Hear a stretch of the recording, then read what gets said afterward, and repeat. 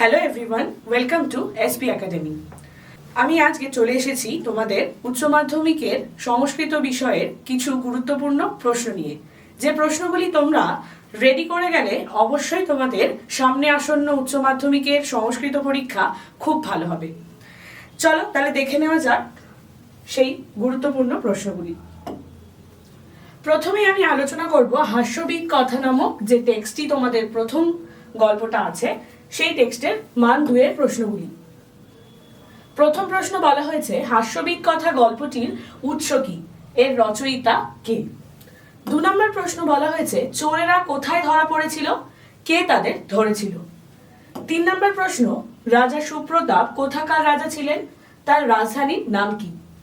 4 নম্বর প্রশ্ন হাস্যবিদ কথা গল্পের উপদেশ লেখো। 5 নম্বর প্রশ্ন নো মাননীয় সি কে কাকে এ কথা বলেছিল। 6 নম্বর প্রশ্ন চোরের কথা শুনে সভাসদরা কেন হেসে উঠেছিল। 7 নম্বর প্রশ্ন তেন বিদ্যা মর্তলোকে তিষ্ঠতু, এখানে কার কোন বিদ্যার কথা বলা হয়েছে, এটা তোমরা দেখতে পাচ্ছ যে টেক্সটের লাইন তুলে প্রশ্ন হয়েছে। 8 নম্বর প্রশ্ন রাজা সোনার বীজ বপন করতে পারবেন না কেন। 9 নম্বর প্রশ্ন মন্ত্রী বীজ বপন করতে পারবেন না কেন। 10 নম্বর সোনার বীজ বপনকারীর শর্ত কি ছিল, অর্থাৎ স্বর্ণবীজ যে বপন করবে সেই বপনকারীর শর্তটি কি ছিল। 11 নম্বর প্রশ্ন সুবর্ণবীজ চাষের পদ্ধতিটি আলোচনা করো। 12 নম্বর চতুর্থ চোরের মহতি বিদ্যা কি ছিল। 13 নম্বর প্রশ্ন হাস্যরসে ক্রোধ দূর হওয়ার পর রাজা কি বলেছিলেন। 14 নম্বর প্রশ্ন 4 জন চোরকে কেন হত্যার আদেশ দেওয়া হয়েছিল। 15 নম্বর প্রশ্ন মৃত্যু আসন্ন হলে কি করণীয়। এরপর আমরা চলে যাব মান 5 এর কিছু প্রশ্নে, যেখানে প্রথম প্রশ্নই বলা হয়েছে হাস্যবিদ কথা গল্পে চতুর্থ চোরের ধূর্ততার পরিচয় দাও। এটি ভেরি ভেরি ইম্পর্টেন্ট কোয়েশ্চেন। 2 নম্বর প্রশ্ন বলা হয়েছে হাস্যবিদ কথা গল্পের বিষয়বস্তু আলোচনা করো। 3 নম্বর প্রশ্ন হাস্যবিদ কথা গল্পের নামকরণের সার্থকতা আলোচনা করো। 4 নম্বর প্রশ্ন চতুর্থ চোরের মৃত্যুর হাত থেকে বাঁচার উপায় আলোচনা করো। 5 নম্বর প্রশ্ন স্বর্ণবীজ বপন করতে কেউ রাজি হয়নি কেন, এই প্রসঙ্গ উল্লেখ করে কারণগুলি ব্যাখ্যা করো। এরপর আমরা চলে আসব দ্বিতীয় টেক্সট বনেচর ভাষণম পদ্ধতিতে, যেখানে মান 2 এর প্রথমের প্রশ্ন আলোচনা করব আমরা। যেখানে প্রথম প্রশ্নটি হলো বনেচর ভাষণম পদ্যাংশটির রচয়িতা কে এবং এর উৎস কি। 2 নম্বর প্রশ্ন বনেচরকে কে নিযুক্ত করেছিলেন এবং কেন নিযুক্ত করেছিলেন। 3 নম্বর প্রশ্ন দুর্যোধনের সৈন্যদের কি কি গুণ ছিল। 4 নম্বর প্রশ্ন দুর্যোধনের সাম ও দান নীতিটি কেমন ছিল। 5 নম্বর প্রশ্ন কিরূপ বাক্য জগতে দুর্লভ, রাজার হিতৈষীদের আচরণ কেমন হওয়া উচিত। 6 নম্বর প্রশ্ন হিতকর ও মনোহারী বাক্য জগতে দুর্লভ কেন। 7 নম্বর প্রশ্ন মন্দ বন্ধু ও কুৎসিত প্রভু কে। এরপর চলে যাব 8 নম্বর প্রশ্নে, যেখানে বলছে সৎ সেবকের কি করা উচিত। 9 নম্বর প্রশ্ন কে মনোহর অথচ হিতকর বাক্য বলেন। 10 নম্বর প্রশ্ন ত্রিগণ শব্দের অর্থ কি, কে ত্রিগণের যথাযথ সেবা করছে। 11 নম্বর প্রশ্ন 4 চক্ষু কাদের বলা হয়, এর অর্থ কি। 12 নম্বর প্রশ্ন যুধিষ্ঠিরের কাছে বনেচর কেন ক্ষমা প্রার্থী। 13 নম্বর প্রশ্ন কিং সখা ও কিং প্রভু কাদের বলা হয়, এটি টেক্সটের দুটো ওয়ার্ড, যে দুটো ওয়ার্ড তুলে তোমাদের প্রশ্ন করা হয়েছে। 14 নম্বর প্রশ্ন বনেচর যুধিষ্ঠিরকে কি সংবাদ প্রদান করেছিল। 15 নম্বর প্রশ্ন দুর্যোধন কিভাবে তার যশ বিস্তার করেছিলেন। এরপর চলে যাব মান 5 এর কিছু প্রশ্নে। প্রথম প্রশ্নটি হলো হিতং মনোহারী চ দুর্লভং বচ, বনেচর ভাষণম অবলম্বনে এই বাক্যটির বিশ্লেষণ করো, ব্যাখ্যা বিশ্লেষণ করো। 2 নম্বর প্রশ্ন রাজার প্রতি দূত বা চরের কর্তব্য কেমন হওয়া উচিত তা বনেচর ভাষণম অবলম্বনে আলোচনা করো।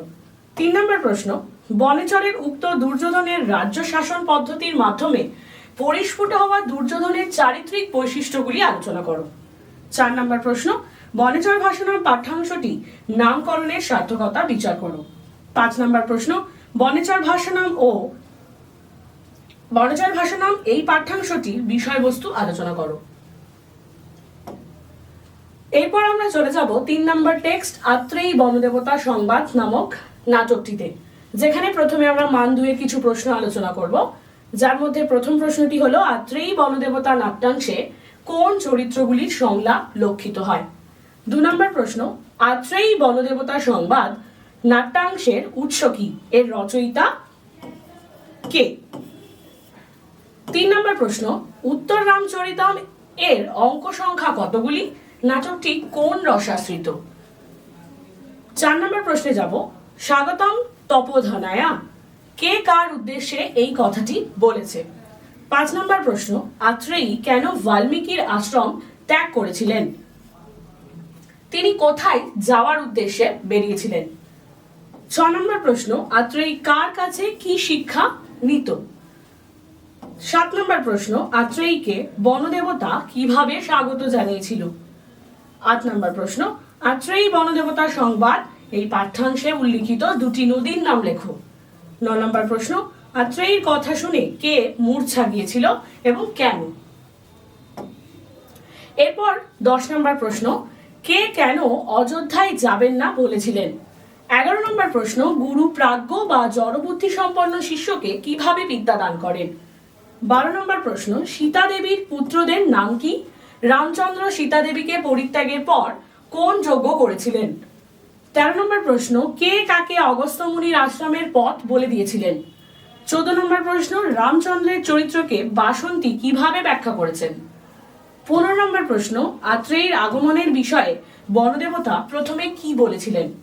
এরপর চলে যাব আমরা মান 5 এর কিছু প্রশ্নে, যেখানে প্রথম প্রশ্নটি বলছে আত্রেয়ী বনদেবতা সংবাদা নাট্যাংশের বনদেবতার চরিত্র বিশ্লেষণ করো। 2 নম্বর প্রশ্ন বলছে আত্রেয়ীর অগস্ত্য মুনির আশ্রমে যাওয়ার কারণগুলি সংক্ষেপে ব্যাখ্যা করো। 3 নম্বর প্রশ্ন, রঘুকুলের গৃহে কোন ঘটনা ঘটেছিল, এইরূপ ঘটনা ঘটার কারণ কি, পঠিত নাট্যাংশ অবলম্বনে এই কারণগুলি বা এই ঘটনাটি সংক্ষেপে বিবরণ দাও। 4 নম্বর প্রশ্ন, মহর্ষি বাল্মীকি কিভাবে কুশ ও লবের প্রতিপালন করেছিলেন তা আত্রেয়ী বনদেবতা সংবাদ নাট্যাংশ অবলম্বনে সংক্ষেপে আলোচনা করো। 5 নম্বর প্রশ্ন, আত্রেয়ী বনদেবতা সংবাদ নাট্যাংশ এই নাট্যাংশটির আত্রেয়ী ও বনদেবতার যে কথোপকথন হয়েছিল সেই কথোপকথনের সংক্ষেপ আলোচনা করো। এরপর আমরা চলে যাব লৌকিক সংস্কৃত সাহিত্যের ইতিহাসে, যেখানে আমরা প্রথমে মান 2 এর কিছু প্রশ্ন আলোচনা করব। 1 নম্বর প্রশ্ন বলছে গদ্য কাব্য কাকে বলে। 2 নম্বর, গদ্য কাব্য কত প্রকার, কি কি। 3 নম্বর প্রশ্ন বলছে দণ্ডির রচনার বৈশিষ্ট্য কি। 4 নম্বর প্রশ্ন, বাণভট্টের পিতা ও মাতার নাম কি। 5 নম্বর প্রশ্ন, বাণভট্টের শ্রেষ্ঠ রচনা কোনটি। 6 নম্বর প্রশ্ন, কাদম্বরী শব্দের অর্থ কি, কাদম্বরী কোন ধরনের কাব্য। 7 নম্বর প্রশ্ন, উজ্জয়িনীর রাজা কে ছিলেন, তার মন্ত্রীর নাম কি। 8 নম্বর প্রশ্ন, চন্দ্রাপীর ও বৈশম্পায়ন কে ছিলেন। 9 নম্বর প্রশ্ন, কেন দণ্ডিকে আলংকারিক বলা হয়। 10 নম্বর প্রশ্ন, দশকুমার চরিতম কার লেখা, এটি কটি অংশে বিভক্ত, এই প্রত্যেকটি অংশের নাম লেখো। এরপর আমরা চলে যাব মান 5 এর কিছু প্রশ্নে, যেখানে প্রথমেই আমরা পাবো বাণভট্টের সাহিত্য কৃতির অথবা রচনা শৈলীর পরিচয় দাও। এটি কিন্তু ভেরি ভেরি ইম্পর্টেন্ট কোয়েশ্চেন। 2 নম্বর প্রশ্ন, দণ্ডিনা পদলালিত্যম এই বাক্যটির তাৎপর্য ব্যাখ্যা করো। 3 নম্বর প্রশ্ন, দশকুমার চরিতমের সংক্ষিপ্ত বিবরণ দাও। 4 নম্বর প্রশ্ন, হর্ষচরিতের বিষয়বস্তু আলোচনা করো। 5 নম্বর প্রশ্ন, কাদম্বরীর বিষয়বস্তু সম্পর্কে লেখো। এরপর আমরা চলে যাব চম্পু কাব্যে। চম্পু কাব্যের মান 2 এর কিছু প্রশ্ন প্রথমে আমরা আলোচনা করব, যেখানে প্রথম প্রশ্নটি হলো প্রাচীনতম চম্পু কাব্য কোনটি, গ্রন্থটির অপর নাম কি। 2 নম্বর, চম্পু কাব্য কাকে বলে, 2টি বৈশিষ্ট্য লেখো। 3 নম্বর প্রশ্ন, ইতিহাস আশ্রিত 2টি চম্পু কাব্যের নাম লেখো। 4 নম্বর, চম্পু কাব্যকে কেন কৃত্রিম কাব্য বলা হয়। 5 নম্বর, নলচম্পুর রচয়িতাকে, এর উৎকর্ষতার কারণ কি। 6 নম্বর, ভারত সম্পর্কিত যে চম্পু কাব্যটি অর্থাৎ ভারত চম্পু, সেই ভারত চম্পুর রচয়িতাকে, আর এই কাব্যটির কতগুলি স্তবক বর্তমান। 7 নাম্বার, চম্পু কাব্য ও গদ্য কাব্যের মধ্যে পার্থক্য কি? 8 নাম্বার প্রশ্ন, জীবনচরিত আশ্রিত সোমদেবের রচিত চম্পু কাব্যের নাম কি? এরপর আমরা চলে যাব মান 5-এর কিছু প্রশ্নে, যেখানে প্রথমে পাবো নলচম্পু কাব্যের বিষয়বস্তু আলোচনা করো। 2 নাম্বার প্রশ্ন, ভারত চম্পু কাব্যের বিষয়বস্তু আলোচনা করো। 3 নাম্বার প্রশ্ন, ত্রিবিক্রম ভট্টের জীবনী ও সাহিত্যকৃতি আলোচনা করো। 4 নাম্বার প্রশ্ন, অনন্ত ভট্টের সাহিত্যকৃতি আলোচনা করো। এরপর আমরা চলে আসব চরক ও সুশ্রুত সংহিতা কিছু প্রশ্নে। এখান থেকে আমরা মান 5-এর কিছু প্রশ্ন আলোচনা করব। প্রথম প্রশ্ন হলো, আয়ুর্বেদ শাস্ত্র কি? অষ্টাঙ্গ আয়ুর্বেদ সম্পর্কে সংক্ষেপে যা জানো লেখো। 2 নাম্বার প্রশ্ন, শল্য চিকিৎসায় সুশ্রুতের অবদান আলোচনা করো। 3 নাম্বার প্রশ্ন, ভারতীয় আয়ুর্বেদ শাস্ত্রের ইতিহাসে চরকের অবদান আলোচনা করো। 4 নাম্বার প্রশ্ন, অগ্নিবেশ তন্ত্র সম্পর্কে যা জানো লেখো। 5 নাম্বার প্রশ্ন, চরক সংহিতার প্রতিপাদ্য বিষয় সম্পর্কে যা জানো লেখো। 6 নাম্বার প্রশ্ন, সুশ্রুত সংহিতায় প্রতিপাদ্য বিষয় সম্পর্কে যা জানো তা আলোচনা করো। এরপর আমরা চলে যাব আধুনিক সংস্কৃত সাহিত্যের ইতিহাসে, যেখানে মান 2-এর কিছু প্রশ্ন প্রথমে আমরা আলোচনা করব, যার মধ্যে প্রথম প্রশ্নটি হলো, অথ ভেজাল কথা কোন বিষয়কে কেন্দ্র করে রচিত? এতে উল্লিখিত চরিত্রগুলির নাম লেখো। 2 নম্বর প্রশ্ন, সিদ্ধেশ্বর চট্টোপাধ্যায়ের লেখা দুখানি নাটকের নাম লেখো।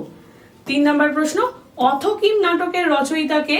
আধুনিক সংস্কৃত সাহিত্যে সমৃদ্ধকাল কোনটি? 4 নম্বর প্রশ্ন, ননাবিতারণম এই রূপ নামকরণের কারণ কি?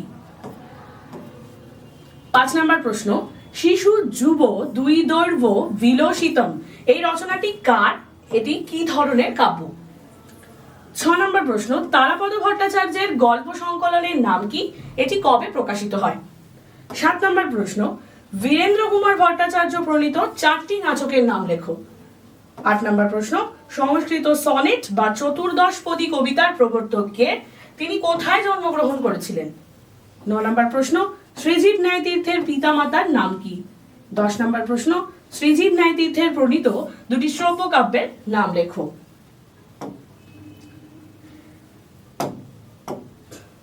এরপর আমরা মান 5-এর কিছু প্রশ্ন আলোচনা করব, যেখানে প্রথম প্রশ্নটি হলো, আধুনিক সংস্কৃত সাহিত্যের ইতিহাসে সিদ্ধেশ্বর চট্টোপাধ্যায়ের অবদান আলোচনা করো। 2 নম্বর প্রশ্ন, নাট্যকার হিসেবে শ্রীজীব ন্যায়তীর্থের স্থান নিরূপণ করো। 3 নম্বর প্রশ্ন, সমসাময়িক সমস্যা অবলম্বনে রচিত যে কোনো দুটি নাটকের সংক্ষিপ্ত পরিচয় দাও। এই কোয়েশ্চেনটি ভেরি ভেরি ইম্পর্টেন্ট কোয়েশ্চেন। 4 নম্বর প্রশ্ন, ছোট গল্পকার হিসেবে তারাপদ ভট্টাচার্যের অবদান আলোচনা করো। 5 নম্বর প্রশ্ন, অথ কিম নাটকের বিষয়বস্তু আলোচনা করো। 6 নম্বর প্রশ্ন, শার্দুল শকটম এই নাটকের বিষয়বস্তু কি তা আলোচনা করো। এরপর চলে যাব আমরা কারকে। কারক থেকে মান 2-এরই প্রশ্ন আসবে, সেই মান 2-এর প্রশ্নেই আমরা আলোচনা করব। 1 নম্বর প্রশ্ন, সম্বোধন পদ ও সম্বন্ধ পদ কারক নয় কেন? 2 নম্বর প্রশ্ন, রুচ্যার্থক ধাতুর প্রয়োগে কোন কারক হয়? উদাহরণ দাও। 3 নম্বর প্রশ্ন, স্পৃহের ঈপ্সিত এই সূত্রটি কোন কারক বিধায়ক সূত্র? উদাহরণ দাও। 4 নম্বর, কর্মণা যমভিপ্রৈতি স সম্প্রদানম সূত্রটি ব্যাখ্যা করো। 5 নম্বর প্রশ্ন, ধারের উত্তমবর্ণ সূত্রটির অর্থ লেখো। 6 নম্বর প্রশ্ন, অবচ্ছেদে সপ্তমীর উদাহরণ দাও। এরপর 7 নম্বর প্রশ্ন, ভিত্রার্থানাং ভয় হেতু সূত্রটি কোন কারক বিধায়ক সূত্র? সূত্রটির অর্থ লেখো। 8 নম্বর প্রশ্ন, যস্য চ ভাবেন ভাব লক্ষণম এই সূত্রটির অর্থ কি? 9 নম্বর প্রশ্ন, ব্যাকরণে আধার কত প্রকার, কি কি? 10 নম্বর প্রশ্ন, পৃথক ও বিনা শব্দযোগে কোন বিভক্তি হয় তা উদাহরণ দাও। 11 নম্বর প্রশ্ন, নির্ধারণে সপ্তমী ও ষষ্ঠী উদাহরণ দাও সূত্র সহ। 12 নম্বর প্রশ্ন, তুম অর্থাৎ চ ভাব বচনাৎ এই সূত্রটি কোন বিভক্তির বিধায়ক সূত্র এবং সূত্রের অর্থটি কি? 13 নম্বর প্রশ্ন, নমস শব্দযোগে কোন বিভক্তি হয় উদাহরণ দাও। 14 নম্বর প্রশ্ন, ভুব প্রভব এই সূত্র দ্বারা কোন কারক হয়? উদাহরণ দাও। 15 নম্বর প্রশ্ন, কি ক্রিয়ায়া যমভিপ্রৈতি সোপি সম্প্রদানম এই সূত্রটির অর্থ লেখো। এরপর আমরা চলে যাব সমাসের মান 2 এর কিছু প্রশ্নে, যেখানে প্রথম প্রশ্নটি হলো সমাস শব্দের ব্যুৎপত্তি কি? 2 নম্বর প্রশ্ন, সমাসের সঙ্গে সন্ধির পার্থক্য কি? 3 নম্বর প্রশ্ন, সমস্ত পদ কাকে বলে? 4 নম্বর প্রশ্ন, বিগ্রহ বাক্য কাকে বলে? কর্মধারায় সমাস কাকে বলে? 5 নম্বর প্রশ্ন, পাণিনীয় মতে সমাস কত প্রকার, কি কি? দ্বিগু সমাস কাকে বলে? উদাহরণ দাও। 7 নম্বর, নীলম উৎপলম এক্ষেত্রে সমাসবদ্ধ পদটি কি হবে এবং কোন সমাস হবে? 8 নম্বর, বহুব্রীহি সমাস কাকে বলে? উদাহরণ দাও। 9 নম্বর প্রশ্ন, ব্যাধিকরণ বহুব্রীহি কি? উদাহরণ দাও। 10 নম্বর প্রশ্ন, সমাহার বোঝালে দ্বিগু সমাস কোন লিঙ্গে হয়? 11 নম্বর প্রশ্ন, সমাস কখন হয়? 12 নম্বর প্রশ্ন, সমস্যমান পদ কাকে বলে? 13 নম্বর প্রশ্ন, দ্বন্দ্ব সমাসে চ শব্দের অর্থ কি? 14 নম্বর প্রশ্ন, দ্বন্দ্ব সমাসে দুটি উদাহরণ দাও। 15 নম্বর প্রশ্ন, কর্মধারায় সমাস কত প্রকার, কি কি? এরপর আমরা চলে যাব প্রত্যয়ের মান 2 এর কিছু প্রশ্নে, যেখানে প্রথম প্রশ্নটি হলো সনন্ত ধাতু কাকে বলে? 2 নম্বর প্রশ্ন, সন প্রত্যয় যোগের 3টি শর্ত কি কি? 3 নম্বর প্রশ্ন, জঙন্ত ধাতু কাকে বলে? 4 নম্বর প্রশ্ন, জং প্রত্যয় কখন যুক্ত হয় না? 5 নম্বর প্রশ্ন, কোন পদে নিজন্ত ধাতু হয়? নিজন্ত ধাতু কাকে বলে? 6 নম্বর প্রশ্ন, টাপ প্রত্যয়ে কোন লিঙ্গে হয়? উদাহরণ দাও। অর্থাৎ টাপ প্রত্যয় কোন লিঙ্গে হয়? উদাহরণ দাও। 7 নম্বর প্রশ্ন, নিন্দা বোঝালে কোন ধাতুর উত্তর জং প্রত্যয় হয়? উদাহরণ দাও। 8 নম্বর প্রশ্ন, ঋকারান্ত শব্দ স্ত্রীলিঙ্গে কোন প্রত্যয় হয়? 9 নম্বর প্রশ্ন, অপত্য অর্থে স্ত্রীলিঙ্গ হলে কোন প্রত্যয় হয়? 10 নম্বর প্রশ্ন, পাণিনি মতে স্ত্রী প্রত্যয় কতগুলি, কি কি? 11 নম্বর প্রশ্ন, নিজন্ত ক্রিয়ায় কতজন কর্তা থাকে? 12 নম্বর প্রশ্ন, যবয়তি শব্দে কোন প্রত্যয়ের প্রয়োগ হয়েছে? 13 নম্বর প্রশ্ন, প্রত্যয় নির্ণয় করো, একটা পিপাসতে একটা জাজল্যতে। এরকম উদাহরণ আরো থাকতে পারে, এটা জাস্ট একটা উদাহরণ দেখানো হলো। 14 নম্বর প্রশ্ন, গমনার্থক ধাতুর উত্তর কোন অর্থে জং প্রত্যয় হয়? উদাহরণ দাও। 15 নম্বর প্রশ্ন, জিঘৎসতি এর ব্যুৎপত্তি নির্ণয় করো। এই ছিল আমাদের সামনে আসন্ন উচ্চ মাধ্যমিক পরীক্ষা সংস্কৃত বিষয়ের কিছু গুরুত্বপূর্ণ প্রশ্ন। এই প্রশ্নগুলি তোমরা যদি ভালোভাবে দেখে যাও, ভালোভাবে পড়ে রেডি করে যাও, আশা করব যে তোমাদের সকলের পরীক্ষা খুব ভালো হবে। ধন্যবাদ।